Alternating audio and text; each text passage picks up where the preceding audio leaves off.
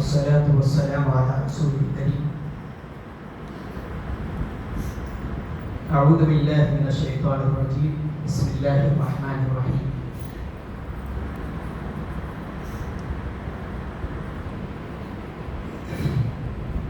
وسيق الذين كفروا إلى جهنم زمرا حتى إذا جاءوها فتحت أبوابها وقال لهم خزنتها ألم يأتكم رسل منكم يتلون عليكم آيات ربكم وينذرونكم لقاء يومكم هذا قالوا بلى ولكن حقت كلمة العذاب على الكافرين.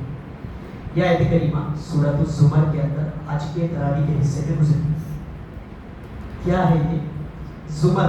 اس سورت کا نام بھی زمر ہے اور اس آیت میں جو ہے زمر کا لفظ استعمال ہوا ہے. وسیق الذین کفروا الی جہنم زمرا، وہی زمر ہے. اس سورت کا نام بھی سورۃ الزمر ہے. زمر کا کیا معنی ہوتا ہے؟ زمر کا معنی آتا ہے گروپ کی، یعنی ایک جگہ پر کئی گروپ بیٹھے ہوئے ہوں، جیسے ایک ادھر گروپ ہے ایک ادھر گروپ ہے، حلقہ در حلقہ گروپ بائی گروپ لوگ اس طریقے سے جمع ہیں، تو اس کو زمر کہا جاتا ہے. اسی لفظ کو اللہ تبارک و تعالیٰ نے جو جہنم میں جہنمیوں کو لایا جائے گا اور ان کو جہنم میں ڈالا جائے گا، اسی لفظ کا استعمال کیا ہے. یعنی جہنم میں جو جہنمیوں کو جہنم میں جب پیش کیا جائے گا، ان کو ڈالا جائے گا، تو الگ الگ گروپ کی شکل میں، الگ الگ جماعت، گروہ در جماعت کی شکل میں فرشتے جو ہے ان کو جہنم میں لے جا رہے ہیں. یہ ایک منظرنامہ ہے، آپ کو احساس کرنا ہے اور یہ فیل کرنا ہے کہ کیسا منظر ہوگا اس میں. اندازہ ہے اللہ تبارک و تعالیٰ یہ ساری چیزیں اس لیے بیان کرتا ہے کہ اس کو سمجھیں آپ، اس کو جو ہے گویا کہ اپنی آنکھوں سے دیکھنے کی کوشش کیجیے کہ وہ منظر کیسا ہوگا. اللہ تبارک و تعالیٰ وسیق الذین کفروا الی جہنم زمرا، جہنم کی طرف ان کو گروہ کی شکل میں اور گروہ در گروہ اس طریقے سے ہانک کر کے لے جایا جائے گا. اچھا یہ نہیں کہا گیا کہ وہ جہنم کی طرف گروہ بائی گروہ، یعنی کہ گروہ در گروہ وہ جہنم کی طرف آئیں گے، یہ نہیں کہا گیا. کہ وسیقہ ان کو ہانکا جائے گا. ہانکا کیسے جائے گا؟ جیسے بکریوں کا ریوڑ ہوتا ہے اور جو بکری کا مالک ہوتا ہے وہ ان کو جو ہے ایک راستے پر لے جانے کے لیے ان کو کیا کرتا ہے؟ ہانکتا ہے، یعنی ان کو ادھر ادھر جانے نہیں دیتا ہے. اس کے لیے جو ہے یہ لفظ لایا جاتا ہے. یعنی کسی ریوڑ کو ایک منظم انداز میں اس کو لے جانے کے لیے جو لفظ استعمال کیا جاتا ہے وہ ہے ساقہ یسوق. اسی سے جو ہے سیقہ، یہ مجہول کا صیغہ ہے. لہذا ان کو ہانکا جائے گا. کیسے؟ جیسے جانوروں کو ہانکا جاتا ہے، جیسے کسی جانور کے ریوڑ کو جو ہے اس طریقے سے ہانک کر کے لے جاتے ہیں، ایسے ہی فرشتے کیا کریں گے؟ ان کو ہانک کر کے جہنم کی طرف لے جائیں گے. ایسا کیوں؟ اس لیے کہ جہنم میں کوئی جانا تھوڑی چاہے گا، فرشتے ان کو زبردستی گھسیٹ کر کے جہنم کی طرف لے جائیں گے. سورہ حاقہ کے اندر اللہ تبارک و تعالیٰ نے اس کی منظر کشی کی ہے اور بیان کیا ہے اللہ تبارک و تعالیٰ نے کہ فَأَمَّا مَنْ أُوتِيَ كِتَابَهُ بِشِمَالِهِ، جن کا نامہ اعمال ان کے بائیں ہاتھ میں دیا جائے گا. ایک ہے دایاں اور ایک ہے بایاں، دونوں کا ذکر ہے. جن کا نامہ اعمال داہنے ہاتھ میں دیا جائے گا تو اللہ رب العالمین نے بیان کیا یہ جنتی ہوں گے. لیکن جس کا نامہ اعمال بائیں ہاتھ میں دیا جائے گا تو یہ کون لوگ ہوں گے؟ جہنمی ہوں گے. اور جیسے ہی ان کو نامہ اعمال ان کے بائیں ہاتھ میں دیا جائے گا تو ان کو فوراً جو ہے یہ پتہ چل جائے گا کہ وہ کیا ہے؟ جہنمی. گویا کہ اب وہ جہنمی ثابت ہو چکے ہیں. تو فَأَمَّا مَنْ أُوتِيَ كِتَابَهُ بِشِمَالِهِ فَيَقُولُ يَا لَيْتَنِي لَمْ أُوتَ كِتَابِيَهْ، تو وہ کیا کہیں گے کہ ایک کاش یہ کتاب ہمیں نہ دی گئی ہوتی. یا لیتنی کے لفظ کس کی بولتے ہیں؟ آپ لوگوں نے سنا ہوگا کہ عربی زبان میں عرب لوگ جو ہے یہ لفظ استعمال کرتے ہیں یا لیتا، اے کاش. یعنی یہ ایسی تمنا کے لیے بولا جاتا ہے جو کبھی پوری نہیں ہوتی ہے. یا لیتنی لم اوت کتابیہ، اے کاش کی یہ کتاب ہمیں نہ دی گئی ہوتی. یا لیتہا کانت القاضیہ، اور کیا کہیں گے کہ اے کاش اس سے پہلے ہی ہمیں موت آ کر کے ہم یہاں سے ختم ہو گئی ہوتی. یعنی موت کی تمنا کریں گے. یا لیتہا کانت القاضیہ، قاضیہ مطلب یہاں مراد موت ہے. یہ کاش موت آئے اور ہمیں مار دے، ابھی ہم بچ جائیں ان تمام چیزوں سے. یہ جہنم ہے اور یہ بھڑکتی ہوئی دہکتی ہوئی جہنم ہے. تو وہ یہ تمنا کر رہے ہو یا لیتہا کانت القاضیہ کہ کاش موت آئے اور مجھے میری جان لے دے. لیکن ایسا ہونے والا نہیں ہوگا. یا لیتہا کانت القاضیہ ما اغنا عنی مالیہ، اور کیا کہے گا؟ کیا ہے افسوس کہ آج میرا مال کوئی کام نہیں آیا. یہ جو دولتیں تھی، یہ جو شہرتیں تھی دنیا کے اندر، آج کوئی کام نہیں آ رہی. قارون اتنا سارا اتنا بڑا خزانہ لے کر کے چلا گیا. اللہ تبارک و تعالیٰ بیان کرتا ہے وَإِنَّهُ لَتَنُوءُ بِالْعُصْبَةِ أُولِي الْقُوَّةِ. اتنا بڑا خزانہ تھا قارون کے پاس کہ خزانوں کی جو چابیاں تھیں، اللہ رب العالمین نے بیان کیا ایک پوری لشکر مل کر کے اس چابیوں کو اٹھایا کرتے تھے. اب اندازہ لگائیے کتنا بڑا خزانہ تھا اس کے پاس. وَإِنَّهُ لَتَنُوءُ بِالْعُصْبَةِ. ایک جماعت وہ مل کر کے اور چابیوں کو اٹھاتی تھی تو بامشکل وہ اٹھا پاتی تھی. اتنے ساری چابیاں خزانوں کی، اتنا بڑا خزانہ لے کر کے اور وہ زمین میں دھسا دیا گیا. اللہ رب العالمین کہتا ہے کہ جو اس کا نام لیتا ہے وہ آج تک اور قیامت تک اسی طریقے سے وہ زمین میں دھس رہا ہے اور دھستا رہے گا. یہ قارون کے تعلق سے اتنا سارا خزانہ، اتنی ساری مال و دولت. وہاں پہ آدمی کہے گا کہ کیا ہو گیا، میرا مال بھی آج کوئی فائدہ نہیں پہنچا رہا ہے. یا لیتها كانت القاضیہ ما اغنى عنی مالیہ هلك عنی سلطانیہ. هلك عنی سلطانیہ. بادشاہت بھی ختم ہو گئی. دنیا میں جو بڑے بڑے پوزیشن پر جو فائز تھے، دنیا میں جو بڑی بڑی بادشاہت تھی، وہ کیا کہیں گے هلك عنی سلطانیہ. آج تو میری بادشاہت بھی نہیں، کہاں چلی گئی بادشاہ؟ هلك عنی سلطانیہ. تب اس کے بعد جو ہے اللہ کی طرف سے حکم ہوگا. کیا حکم کا؟ خذوہ فغلوہ. اے فرشتوں اب ان کو پکڑو. خذو کا معنی کیا آتا ہے؟ خذو پکڑو ان کو. فغلو، اور غلو کا معنی ہوتا ہے کہ ان کو اب جکڑ دو. اس میں جکڑا جائے گا. آگے اللہ رب العالمین نے بیان کیا خذوہ فغلو ثم الجحیم صلوہ ثم فی سلسلۃ ذرعها 70 ذراعا فاسلکوہ. زنجیروں میں جکڑا جائے گا. کتنا بڑا ہے زنجیر؟ 70 ذراع، 70 گز. 70 گز کی زنجیریں ہوں گی. جہنمیوں کو ان کے ہاتھ اور پاؤں سمیت جو ہے جکڑ دیا جائے گا، باندھ کر کے، اور ان کو جہنم کی طرف گھسیٹا جائے گا. یہ منظرنامہ ہے اللہ رب العالمین نے بیان کیا ہے. تو لفظ سیقہ سے جو ہے یہ ساری چیزیں آپ کو سمجھ میں آ جائیں گی کہ ان کو ہانکا جائے گا. مطلب وہ خود چل کر کے نہیں جائیں گے، فرشتے ان کو گھسیٹ کر کے گویا کے لے جا رہے ہیں. خذوہ فغلوہ ثم الجحیم صلوہ ثم فی سلسلۃ ذرعها 70 ذراعا فاسلکوہ انہ کان لا یؤمن باللہ العظیم. وجہ کیا ہے؟ یہ باللہ العظیم، اللہ عظیم پر یہ ایمان نہیں رکھتے تھے. اللہ تبارک و تعالیٰ پر یہ ایمان نہیں رکھتے تھے. تو وہی بات اللہ رب العالمین نے یہاں پہ کہی ہے وَسِیقَ الَّذِینَ كَفَرُوا إِلَىٰ جَهَنَّمَ زُمَرًا حَتَّىٰ إِذَا جَاءُوهَا. اب گھسیٹ کر کے کو لایا گیا. کہاں تک لایا گیا؟ جہنم کے دروازے تک. اب دروازے پر جب آ گئے ہیں تو وہاں کا جو خازن ہے اب وہ پوچھتا ہے، سوال کرتا ہے. حَتَّىٰ إِذَا جَاءُوهَا فُتِحَتْ أَبْوَابُهَا. جہنم کے دروازے کھول دیے جائیں گے. اس کے بعد جو ہے وَقَالَ لَهُمْ خَزَنَتُهَا.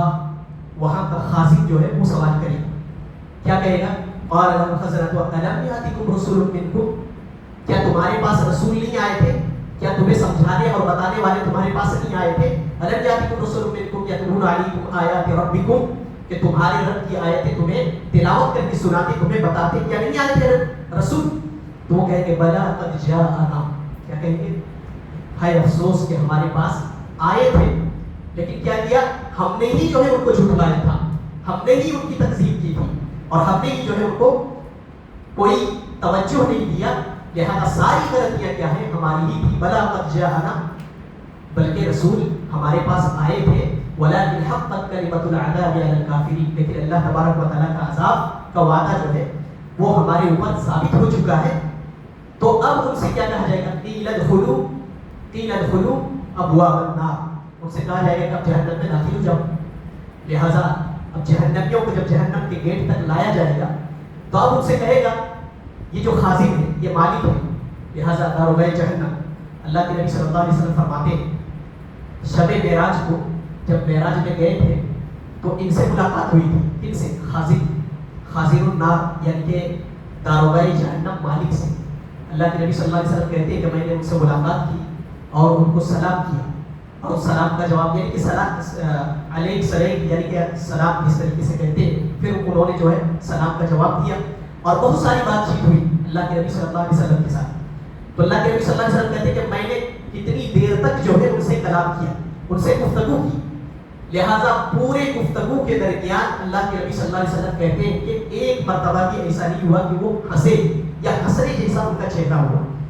واپس حضرت جبریل علیہ السلام کے پاس آئے، کہا کہ جبریل میں نے اتنی دیر تک بات کی ان سے لیکن ایک مرتبہ بھی میں نے ان کو مسکراتے ہوئے نہیں دیکھا، ایک بار بھی میں نے ہنستے ہوئے ان کو نہیں دیکھا۔ تو انہوں نے کیا کہا؟ حضرت جبریل علیہ السلام نے کہا اللہ کے رسول جب سے یہ پیدا ہوا ہے آج تک کبھی مسکرایا نہیں، آج تک کبھی یہ ہنسا نہیں۔ اسی لیے اللہ تبارک و تعالیٰ نے ان کو جہنم کے اندر متعین کر کے رکھا ہے۔ اب اندازہ لگائیے کتنے غیظ و غضب والے، اور کس طرح اللہ تبارک و تعالیٰ نے ان کو غیظ اور غضب والا بنایا ہے کہ جب سے وہ فرشتے پیدا ہوئے ہیں لہٰذا اپنی پیدائش سے لے کر کے آج تک جو ہے وہ کبھی مسکرائے نہیں۔ ایسے فرشتے کو اللہ تبارک و تعالیٰ نے جہنم کے اندر متعین کر کے رکھا ہے۔ اور اللہ رب العالمین قرآن حکیم کے اندر بیان فرماتا ہے کہ یا مالک لیقضی علینا ربک، کیا کہیں گے جہنمی جب جہنم میں جل رہے ہوں گے تو کہیں گے کہ اے مالک اپنے رب سے کہو کہ ہمیں موت دے دے۔ یا مالک لیقضی علینا ربک قال انکم ماکثون، اس سے کہیں گے داروغہ جہنم سے کہیں گے کہ اے مالک، بڑی جو ہے منت اور سماجت کے ساتھ بڑی درد بھری آواز کے ساتھ جہنمی مالک کو پکاریں گے، یعنی کہ داروغہ جہنم خازنی جہنم کو پکار کر کے کیا کہیں گے یا مالک لیقضی علینا ربک، اپنے رب سے کہو کہ ہمیں موت دے دے۔ بس یہ بہت بڑا ہم پر احسان ہوگا کہ اللہ سے کہو کہ ہمیں موت دے دے۔ وہ کیا کہیں گے انکم ماکثون، وہ ڈانٹتے ہوئے اور پھٹکارتے ہوئے کہیں گے کہ خاموش رہو اور اسی جہنم میں پڑے رہو۔ جس رب نے تم پر رحم نہیں کیا ہے تو لہٰذا میں تم پر کیسے رحم کر سکتا ہوں؟ وہ اللہ جو اتنا قریب ہے اتنا رحیم ہے، اس نے رحم نہیں کیا تو مجھ سے کیوں رحم کی بھیک مانگتے ہو؟ تو یہ مالک ہے اور یہ داروغہ جہنم ہے جن کے تعلق سے اللہ کے نبی صلی اللہ علیہ وسلم فرماتے ہیں ان کو جہنم میں متعین کیا گیا ہے۔ یہ کوئی ایسا شخص نہیں ہوگا جو وہاں سے بھاگ جائے۔ لہٰذا اللہ کے نبی صلی اللہ علیہ وسلم فرماتے ہیں کہ اس کا عذاب کیسا ہوگا، کتنا سخت ہوگا۔ اندازہ لگائیے کہ اللہ کے نبی صلی اللہ علیہ وسلم فرماتے ہیں کہ جہنم میں جو جائیں گے جہنمیوں کی جسامت کو بہت بڑھا دیا جائے گا، بہت لمبا چوڑا کر کے اور پھر جہنم میں ڈالا جائے گا۔ کتنی ان کی جسامت ہوگی؟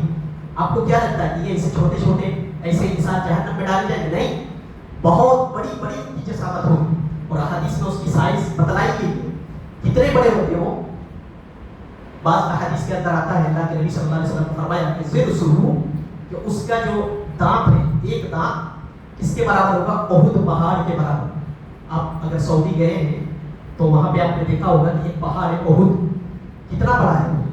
اللہ کے نبی صلی اللہ علیہ وسلم کہتے ہیں ایک دانت احد پہاڑ کے برابر ہوگا۔ کتنا بڑا ہوگا وہ آدمی، کتنی اس کی سائز ہوگی، آپ اندازہ لگائیے۔ اتنا بڑا کر کے اس کو جہنم میں ڈالا جائے گا صرف اس لیے کہ وہ جہنم کے عذاب کو چکھے۔ اس کے پورے وجود پر جو ہے جہنم کی آگ اور اس کی تپش وہ اللہ کے عذاب کو پوری طریقے سے کیا کرے گا، لہٰذا محسوس کرے گا، فیل کرے گا۔ اس لیے اللہ تبارک و تعالیٰ اتنا بڑا بنائے گا۔ تو ایک دانت احد پہاڑ کے برابر ہے، اندازہ لگائیے کتنا بڑا ہوا آدمی۔ اور ایک دوسری حدیث ہے اللہ کے نبی صلی اللہ علیہ وسلم نے فرمایا کہ دونوں کندھے کے درمیان، یہ جو کندھا ہے اس کندھے سے لے کے اس کندھے تک، اب صلی اللہ علیہ وسلم نے فرمایا 3 دن کی مسافت تک ایک تیز رفتار گھوڑے پر سوار دوڑتا رہے گا 3 دن تک، تو اس کندھے سے لے کر کے اس کندھے تک پہنچے۔ اتنا بڑا ایک شخص ہوگا اور اتنی جو ہے اس کی جسامت ہوگی کہ اگر ایک تیز رفتار گھوڑ سوار یعنی کہ تیزی سے دوڑنے والا ایک گھوڑ سوار جو گھوڑے پر سوار ہو کر کے دوڑے گا تو اس کندھے سے لے کر کے شروع کرے گا تو 3 دن کے بعد وہ دوسرے کندھے تک پہنچے گا۔ اتنا بڑا جو ہے ان کی جسامت ہے، اللہ کے نبی صلی اللہ علیہ وسلم نے بتلایا، اور ایسے جو ہے ان کو جہنم میں ڈالا جائے۔ کس کو یہ اتنی اللہ تبارک و تعالیٰ نے استطاعت دی اور کس کے اندر اتنی طاقت ہے کہ وہ جہنم کے اتنے بھیانک عذاب کو جو ہے وہ جھیل سکے گا۔ جہنم کے اتنے شدید عذاب کو کس کی چمڑی اور کس کی جو ہے گوشت کے اندر اتنی طاقت ہے کہ وہ اس کو جھیل سکے، اس کو برداشت کر سکے۔ اللہ رب العالمین نے سورہ نساء کے اندر بیان فرمایا ہے کہ جہنمی جب جہنم میں ڈالے جائیں گے تو دنیا میں کیسا ہوتا ہے، جل کر کے تو خاک ہو گیا، راکھ ہو گیا، ختم ہو گیا۔ وہاں پہ ایسا ہوگا جہنم میں جو جہنم میں جائیں گے تو کیا ایسا ہوگا کہ جل کر کے راکھ ہو گیا بس ختم ہو گیا؟ ایسا نہیں ہوگا۔ اللہ رب العالمین نے بیان فرمایا ہے کہ بدلناہم جلودا غیرہا لیذوقوا العذاب، ایک چمڑی جل جائے گی تو پھر دوسری چمڑی اس کے اوپر چڑھائی جائے گی۔ یعنی آدمی کو جو ڈالا گیا جہنم میں اب وہ جل گیا، اس کی چمڑی جو ہے جل گئی، تو جہنم کی آگ اتنی زیادہ تپش ہے کہ دنیا کی آگ سے 69 گنا زیادہ تیز ہے۔ تو اس آگ میں اگر آدمی کو ڈالا جائے تو ظاہر سی بات ہے وہ جل کر کے کوئلہ بنے گا، راکھ ہو جائے گا۔ لیکن ایسا نہیں کہ وہ کوئلہ بن گیا، راکھ ہو گیا، بس ختم ہو گیا.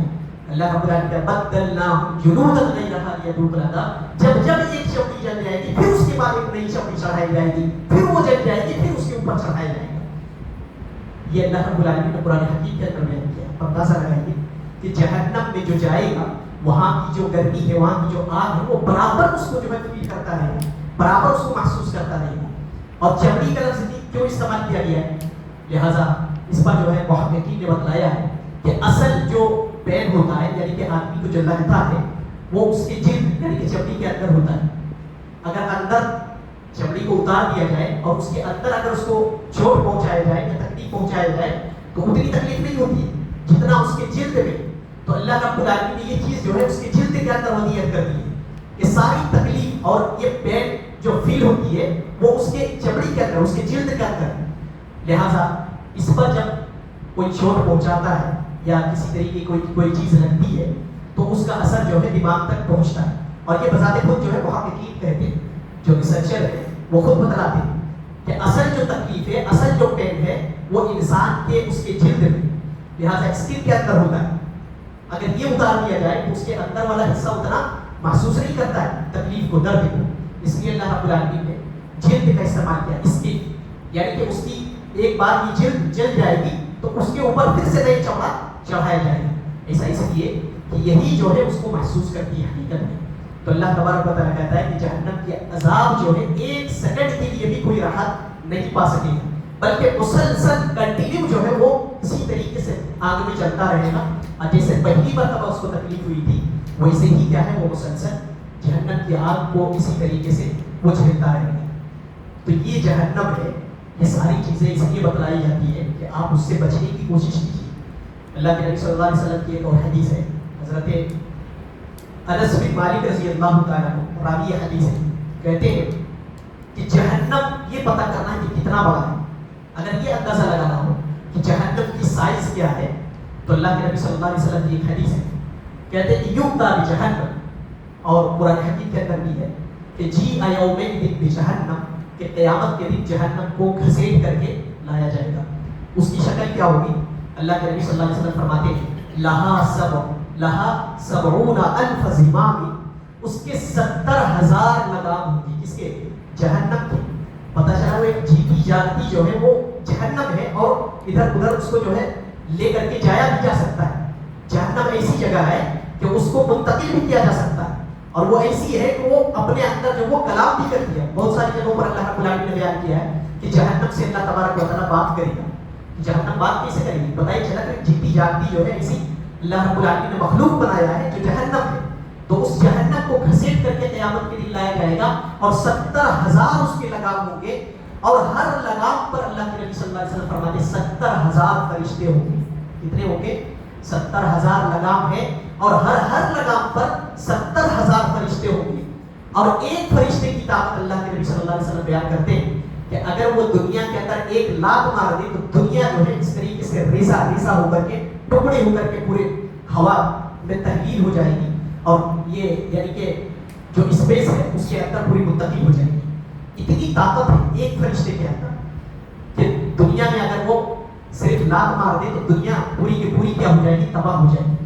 اتنے عظیم فرشتے اللہ کے نبی صلی اللہ علیہ وسلم فرماتے ہیں 70,000 لگام میں ہر لگام پر 70,000 فرشتے ہوں گے، اور اس کو کھینچ کر کے گھسیٹ کر کے وہاں لایا جائے گا. سورہ ملک کے اندر بھی اللہ رب العالمین نے اس کی منظر کشی کی ہے. تکاد تمیز من الغیظ، جہنم میں جب ڈالا جائے گا تو ایسا لگے گا جیسے وہ پھٹ پڑے گے، اور ایسی جہنم ان کو دیکھے گی تو وہ ایسا لگے گا کہ جہنم ان کو دیکھ کر کے جو ہے غیظ و غضب، غصے کے مارے ایسا محسوس ہوگا جیسے جہنم اب پھٹ کر کے جو ہے وہ ادھر ادھر ہو جائے گی اور اس کا پورا نقشہ گویا کہ بگڑ جائے گا. جسے ہوتا ہے آپ نے دیکھا ہے کبھی کبھی ایسا ہوتا ہے کہ موبائل کو چارجنگ پہ لگاتے ہیں اور کبھی تپش میں آ کر کے موبائل کیا بلاسٹ ہو جاتا ہے. ایسے ہی یہی مثال سے اللہ تبارک و تعالیٰ نے قرآن حکیم کا کر دیا ہے. تکاد تمیز من الغیظ، جہنم جب جہنمیوں کو دیکھے گی تو اتنا زیادہ غصہ ہوگی اور ایسے جو ہے وہ یعنی کہ غصے کے مارے جوش مار رہی ہوگی کہ جیسا لگے گا جسے بلاسٹ ہو جائے اور وہ اس کی شکل جو ہے پوری بگڑ جائے. ایسا اللہ تبارک و تعالیٰ نے بیان کیا ہے. یہ جہنم ہے. لہذا اس جہنم کی سائز کا پتہ اس سے چلتا ہے کہ اتنی بڑی جو ہے وہ جہنم ہے. اللہ تبارک و تعالیٰ نے اس کو بھرنے کا وعدہ کیا. کس سے بھرے گا؟ انسانوں سے بھرے گا. کون سے انسان ہے وہ؟ گنہگار انسان. اس کے گناہوں سے بچے, اس جہنم سے بچنے کی کوشش کرے. اللہ تبارک و تعالیٰ سورہ قاف کے اندر بیان فرماتا ہے, اور احادیث کے اندر بھی یہ آیا ہے کہ جہنمیوں کو جب جہنم میں ڈالا جائے گا تو اللہ کہے گا حل من مزید, کیا تجھے اور چاہیے؟ تو جہنم کہے گی کہ ہاں اے اللہ اور چاہیے. کیا اور بھی ہے؟ حل من مزید. اللہ رب العالمین کہے گا کہ کیا تو بھر گئی؟ تو جہنم کیا حل من مزید, کیا اور بھی ہے؟ تو اللہ رب العالمین پھر اور ڈالے گا. انسانوں کو ہی ڈالا جائے گا. تو پھر ڈالنے کے بعد پھر اللہ پوچھے گا کہ کیا تو بھر گئی؟ تو جہنم پھر کیا کہے گی؟ حل من مزید ہے اللہ, کیا اور بھی ہے؟ تو اس طریقے سے تمام جہنمیوں کو جہنم میں ڈال دیا جائے گا, اور آخر میں اللہ تبارک و تعالیٰ پھر پوچھے گا کیا تو بھر گئی؟ تو پھر جو ہے جہنم وہی جواب دے گی حل من مزید, اے اللہ کیا اور بھی ہے؟ تو اللہ تبارک و تعالیٰ اپنا پاؤں, اپنا قدم مبارک جہنم میں رکھ دے گا. تو جہنم کہے گا نہیں نہیں اللہ بس اب میں بھر گئی, اب مجھے مزید نہیں چاہیے, اب میرا پیٹ جو ہے بھر گیا. تو اللہ تبارک و تعالیٰ اپنا پاؤں جو ہے وہاں سے اٹھا لے گا. یہ احادیث کے اندر آتا ہے. اتنی تعداد میں اللہ تبارک و تعالیٰ جہنم کو بھرنے کا وعدہ کیا ہے, اور وہ ساری جہنم گنہگاروں سے ہی بھرا جائے گا. یہ ساری چیز اللہ کے نبی صلی اللہ علیہ وسلم, اللہ تبارک و تعالیٰ ایمان والوں کو بتلاتا ہے. یہ ساری نصیحتیں کسی اور کے لیے تھوڑی, ہاں قرآن ساری جہان کے لیے ہدایت ہے, لیکن نصیحت تو وہی حاصل کرتے جو ایمان والے. تو یہ ساری چیزیں اللہ رب العالمین اس لیے بتلاتا ہے کہ ہم نصیحت حاصل کریں, عبرت حاصل کریں. ایسی جہنم ہے, ایسی جہنم کو کون برداشت کر سکتا ہے؟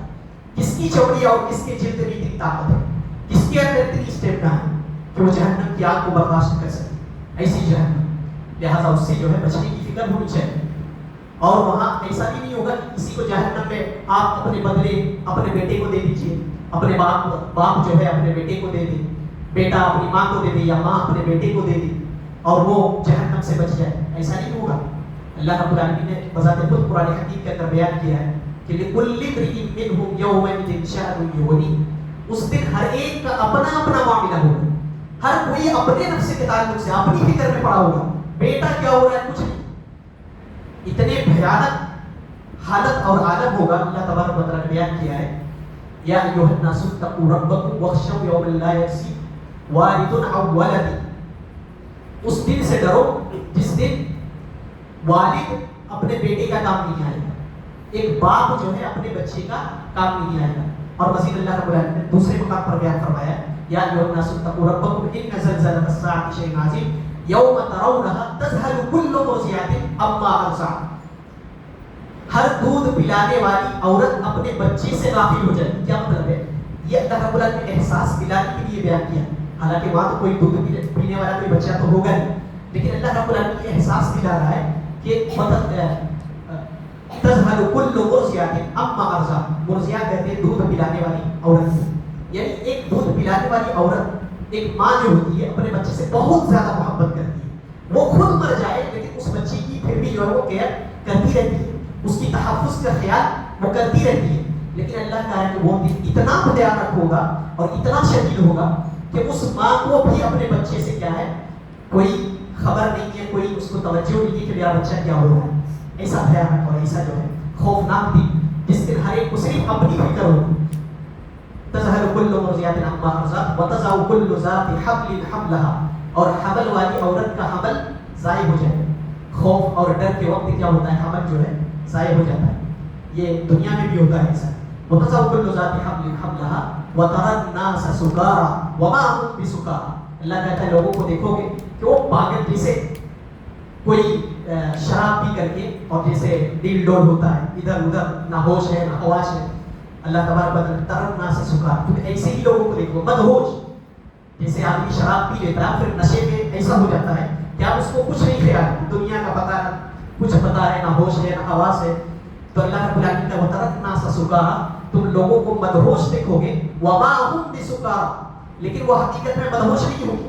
کیا ہوگا پھر؟ ولكن عذاب اللہ شدید, لیکن اللہ کا عذاب اتنا سخت ہوگا کہ اللہ رب العالمین کا لوگ ایسے پاگل جیسے مدہوش نظر آئیں گے, لیکن حقیقت میں وہ مدہوش نہیں ہوتے. یہ منظر ہے اس دن کا, قیامت کے دن کا, جو اللہ تبارک و تعالیٰ نے بیان کیا ہے. کہ یہ کتنا بھیانک دن ہوگا کہ ایک دوسرے کے کام نہیں آئیں گے. تو یہ چیز آپ کو دنیا ہی میں محسوس کرنا ہوگا. وہاں جا کر کے آپ محسوس کریں گے کہ ہم تو اب کسی کے کام نہیں آ رہے اور کوئی میرا کام نہیں آ رہا ہے, تو وہاں پہ کیا فائدہ ہے؟ دنیا میں ہی آپ کو کیا کرنا ہے, یہ چیز اس کو فیلنگ کرنا ہے اور اس کی تیاری ابھی سے کر لینی ہے. تبھی جا کر کے کیا ہے, آپ وہاں پہ جو ہے حقیقت میں کامیاب ہو سکتے ہیں. اور ایسا صحابہ کرام کرتے تھے. اب دیکھیں حضرت عمر رضی اللہ تعالیٰ عنہ, ان کی دور حکومت ہے, لہذا ان کو اپنی ذمہ داری کا کتنا زیادہ خیال تھا اور کتنا زیادہ احساس تھا. حضرت عمر رضی اللہ تعالیٰ عنہ کو رات میں وہ گشت لگایا کرتے تھے مدینہ کے گلیوں میں. کیا کرتے تھے, سارے لوگ سو رہے ہیں اور حضرت عمر رضی اللہ تعالیٰ عنہ کو اپنی ذمہ داری کا خیال اتنا ہے, احساس اتنا ہے کہ مجھے اللہ رب العالمین نے یہاں جواب دینا. کس چیز کا جواب؟ کہ اگر کسی کو کوئی نقصان پہنچ جاتا ہے یا کوئی شخص بھوکا سو جاتا ہے تو کہیں اللہ مجھ سے یہ نہ پوچھ لے کہ عمر تمہاری حکومت تھی اور فلاں شخص جو ہے بھوکا سویا ہوا تھا اور تم نے جا کر کے اس سے پوچھا نہیں تھا.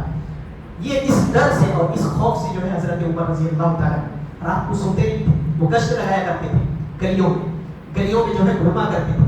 لہٰذا کہتے کہ ایک دن میں ایک گلی سے گزر رہا تھا تو وہاں پہ کچھ بچوں کے رونے کی آواز آ رہی تھی. بچے رو رہے تھے. حضرت عمر رضی اللہ تعالیٰ عنہ کے ساتھ ان کا خادم بھی تھا. کہتے دونوں اندر گئے تو اندر دیکھا تو عجیب معاملہ تھا کہ بچے رو رہے تھے اور ادھر ایک چولہے میں جو ہے ہنڈی چڑھا ہوا تھا اور ہنڈی میں پانی تھا اور کچھ پتھر جو ہے اس میں کھول رہے تھے. حضرت عمر رضی اللہ تعالیٰ نے پوچھا کہ کیا ہے یہ؟ کہا کچھ نہیں, یہ بس یہ اس میں پانی ڈالا ہوا ہے اور پتھر ہے, بس اس کو کھولایا جا رہا ہے. اور وہ کھول بھی رہا تھا. تو حضرت عمر رضی اللہ تعالیٰ نے کہا کہ کیا معاملہ ہے, بچے رو رہے اور تمہارے ہانڈی میں جو ہے پتھر چڑھا ہوا ہے. کہا کہ اصل معاملہ یہ ہے کہ یہ جو ہانڈی چڑھایا گیا ہے اس میں بچوں کو یہ امید ہے کہ شاید کھانا پک رہا ہے, لہٰذا بچے اسی امید میں جو ہے رہیں گے اور اسی امید میں روتے روتے وہ سو جائیں گے تو پھر ہانڈی جو ہے چولہے سے اتار دیا جائے گا. اتنا سننا تھا حضرت عمر رضی اللہ تعالیٰ عنہ کے آنکھوں میں آنسو آ گئے. لہٰذا دل ہی دل میں کہنے لگے کہ عمر یہ کیسے ہو گیا کہ تمہاری دور حکومت ہے اور اس گھر کے اندر یہ حالت ہے اور یہاں ان کے بچے بھوکے سو رہے ہیں اور تمہیں اس کی خبر نہیں. حضرت عمر رضی اللہ تعالیٰ عنہ کھڑے ہوئے اور آنکھوں سے آنسو بہ رہا تھا. وہ گئے بیت المال میں اور بیت المال سے سارا راشن لے کر کے جو بھی ضروریات تھی ان ساری ضروریات کی چیزیں لے کر کے اپنے سر پر اٹھا لے. یہاں پہ ایک جملہ انہوں نے کہا تھا, اپنے سر پر اٹھایا تو ان کے جو خادم تھے, ان کے جو غلام تھے, کہا کہ آپ کیوں اٹھو گے, مجھے دیجیے میں لے کر کے جاؤں گا. تو حضرت عمر رضی اللہ تعالیٰ نے کہا کہ اے اللہ کے بندے, کل قیامت کے دن کیا تم میرا بوجھ اٹھاؤ گے, میرے گناہوں کا بوجھ کیا تم اٹھاؤ گے؟ کہا کہ کل قیامت کے دن جب تم میرا بوجھ نہیں اٹھا سکتے تو یہ کام مجھے کرنے دو, یہ میرا کام ہے, لہٰذا میں لے کر کے جاؤں گا. اور حضرت عمر رضی اللہ تعالیٰ نے اپنے اوپر جو ہے اس بوجھ کو ڈھو کر کے اور سارے راشن جتنا بھی ضروریات تھی وہ سارا بوجھ اپنے سر پر لاد کر کے حضرت عمر رضی اللہ تعالیٰ پہنچے اور اپنے ہاتھوں سے, بعض مورخین نے لکھا ہے کہ اپنے ہاتھوں سے حضرت عمر رضی اللہ تعالیٰ نے کھانا بنایا اور بنا کر کے ان بچوں کو کھلایا. اور جب تک ان کے چہرے پر مسکراہٹ نہیں آ گئی حضرت عمر رضی اللہ تعالیٰ وہاں سے نکلے. یہ اتنا جو ہے ان کو احساس ہو سکتا, ان کے دلوں میں یہ خیال تھا. تو کیا ایسے لوگ پریشان ہوں گے اس میں؟ ایسا اگر خیال دنیا کے اندر آ جائے اور اپنے اندر اگر یہ احساس پیدا ہو جائے کہ ہمیں آخرت کے ان چیزوں سے جو آخرت میں ہونے والا ہے اس سے ہمیں بچنا ہے, تو دنیا میں اگر کسی کو ایسا احساس پیدا ہو جائے تو وہ آخرت میں کبھی بھی پریشان نہیں ہونے والا. پریشان وہی ہوگا جس کو دنیا میں فکر ہے, جس کو دنیا میں کوئی توجہ نہیں. لہٰذا ہمیں دنیا کی فکر سے زیادہ آخرت کے تعلق سے فکر کرنی چاہیے, چاہے ذاتی ہو یا پھر اپنے رشتہ دار ہو یا اپنے آل و اولاد ہو.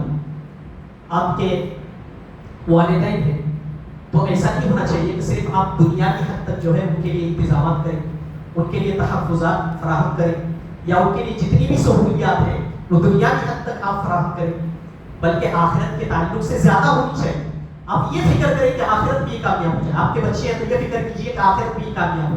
آپ کے والدین ہیں تو آپ یہ فکر کیجیے کہ آخرت بھی کم سے کم یہ آخرت میں جو میٹ ہے وہاں بھی کامیاب ہو جائے. دنیا ہو یا نہ ہو, دنیا میں بہت ساری سہولیات ملے یا نہ ملے, لیکن آخرت کے تعلق سے یہ فکر کیجیے کہ آخرت میں کیا ہے, ہمارے والدین آخرت میں کامیاب ہو جائیں, ہمارے بچے آخرت میں کامیاب ہو جائیں, ہمارے رشتے دار، ہمارے دوست و احباب آخرت میں کامیاب ہو جائیں، یہ مین ہماری جو ہے توجہ ہونی چاہیے۔ دنیا سے کہیں زیادہ، دنیا کیا ہے، تو 2 دن کی زندگی ہے، کٹے گزاریں گے پھر بھی گزرے گا، نہیں گزاریں گے پھر بھی گزر جائے گی، یہ دنیا ہے۔ لیکن وہاں جو ہے آپ گزار نہیں سکیں گے، وہ کیسی زندگی ہوگی؟ اگر کوئی اللہ نہ کرے کہ جہنم میں چلا گیا ہو، جنت نہیں ملی اس کو، تو اللہ رب العالمین کہتا پتہ ہے وہ زندگی کیسی ہے؟ لا يموت فيها ولا يحيا۔ ہر جمعہ میں جو ہے یہ سورت پڑھی جاتی ہے، اس میں ایک آیت ہے لا يموت فيها ولا يحيا۔ کیسی زندگی ہے؟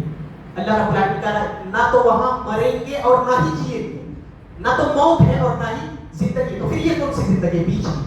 لا يموت فيها، نہ تو وہاں مریں گے، لا يموت فيها ولا يحيا، نہ تو وہاں جئیں گے، نہ تو زندگی ہے اور نہ ہی موت ہے، یہ بیچ کی کیسی زندگی ہوگی؟ آپ اندازہ لگائیں کیا ایسی زندگی آپ جی سکیں گے جس کو اللہ رب العالمین لا يموت فيها ولا يحيا، نہ تو وہاں مریں گے اور نہ ہی جئیں گے؟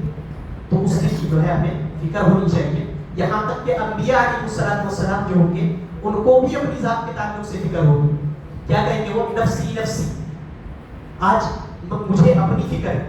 یہاں تک کہ جب شفاعت کے لیے تمام امت حضرت آدم علیہ السلام کے پاس جائیں گے تو حضرت آدم علیہ السلام کو دیکھیں گے وہ نفسی نفسی کہہ رہے ہوں گے، کیا کہیں گے کہ آج میرا نفس، آج میں کیسے بچوں گا، مجھے اپنی فکر ہے۔ حضرت آدم علیہ السلام کے پاس جائیں گے تو کہیں گے دیکھو میں نے غلطی کی تھی، مجھے یاد ہے کہ مجھے جنت سے نکالا گیا تھا، آج میں شرمندہ ہوں، میں اللہ رب العالمین کے پاس نہیں جانا چاہتا ہوں، تم حضرت نوح علیہ السلام کے پاس چلے جاؤ۔ اب سارے کے سارے لوگ حضرت نوح علیہ السلام کے پاس آئیں گے، اب ان سے کہیں گے کہ اللہ سے سفارش کیجیے ہمارے لیے جلدی جو ہے حساب و کتاب ہو جائے اور ہمارا فیصلہ ہو جائے۔ تو حضرت نوح علیہ السلام کو بھی یہ جرات نہیں ہوگی، جب سارے لوگ پہنچیں گے تو حضرت نوح علیہ السلام بھی یہی کہہ رہے ہوں گے نفسی نفسی، وہاں بھی یہی جو ہے ان کو سنائی دی، وہاں بھی یہی سوال ہے۔ پھر وہاں سے حضرت ابراہیم علیہ السلام کے پاس آئیں گے، وہاں سے حضرت موسیٰ علیہ السلام کے پاس آئیں گے، یہاں بھی جب وہ پہنچیں گے تو یہی صدا ہے نفسی نفسی۔ جب حضرت عیسیٰ علیہ السلام کے پاس پہنچیں گے تو وہاں بھی یہی صدا سنائی دے گی نفسی نفسی۔ لیکن اخیر میں جو ہے حضرت عیسیٰ علیہ السلام کہیں گے جاؤ محمد عربی صلی اللہ علیہ وسلم کے پاس۔ اب سارے کے سارے لوگ جو ہے کہاں آئیں گے؟ آخری نبی جناب محمد رسول اللہ صلی اللہ علیہ وسلم کے پاس یہاں آئیں گے۔ تو جب سارے کے سارے لوگ پہنچیں گے تو یہاں پہ ان تمام صداؤں سے الگ یہاں پہ کیا سنیں گے؟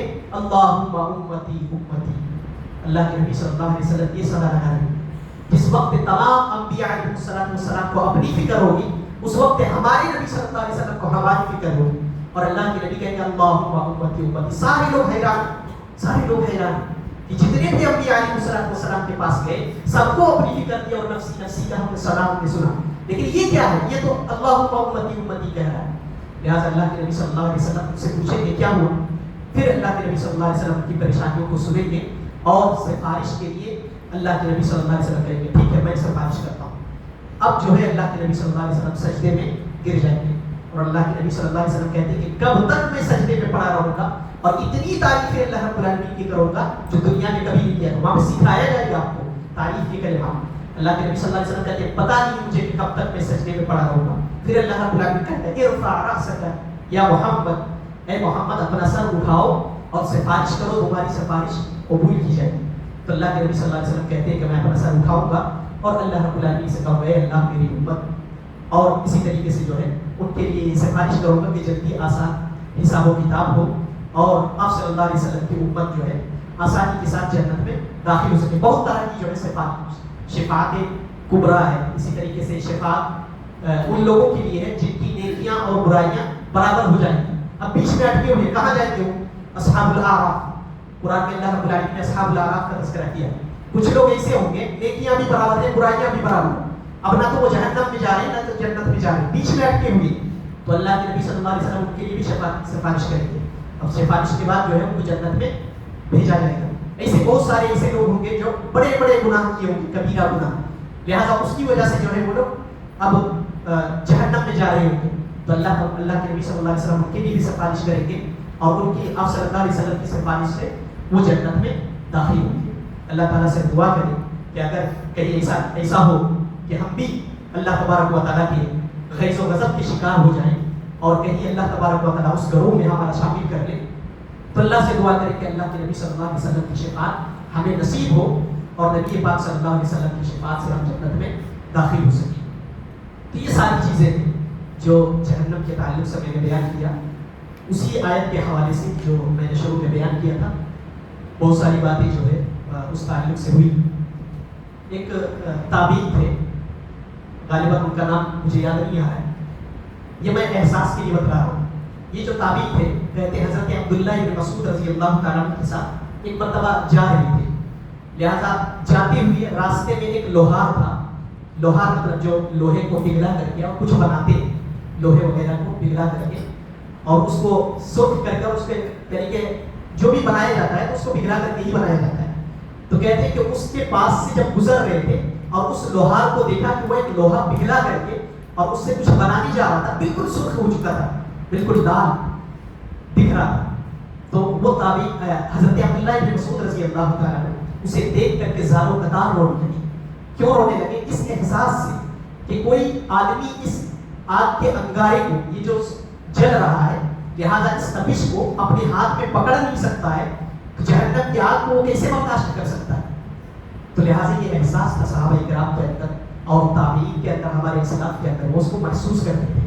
تو ایسا احساس ہمارے اندر ہونا چاہیے.